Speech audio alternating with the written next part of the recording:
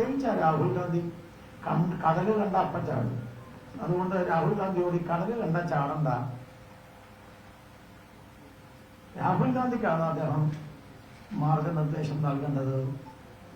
ജാതി മത ഭാഷ വേഷ വർണ്ണവർഗത്തിനപ്പുറം ഈ കേരളത്തിന് വികസനം ഉണ്ടാക്കണമെന്ന് മാത്രം ആഗ്രഹിക്കുന്ന കൊള്ളാവുന്ന നേതൃത്വം ഭാരതീയ ജനതാ പാർട്ടിക്കുണ്ട്.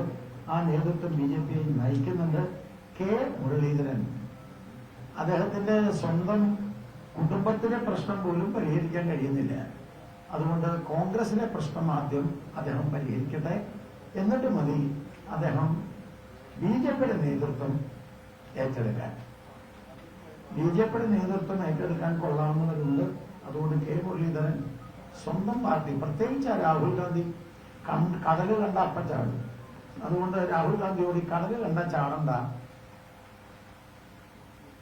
രാഹുൽ ഗാന്ധിക്കാണ് അദ്ദേഹം മാർഗനിർദ്ദേശം നൽകേണ്ടത്.